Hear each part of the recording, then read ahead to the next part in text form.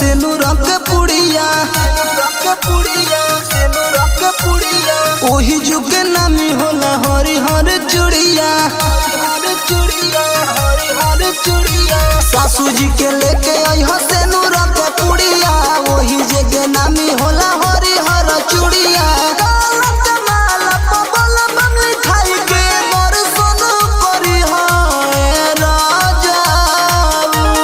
जाता देव घर नगरिया गोटी कुलिया लई है राजाऊ जाता देव घर नगरिया गोटी कुलिया लई है राजाऊ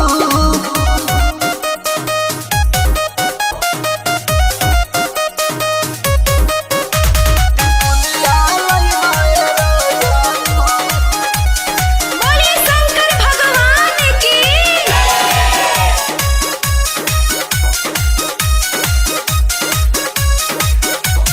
शंखा पोला वाला लई हसवा दुके बाला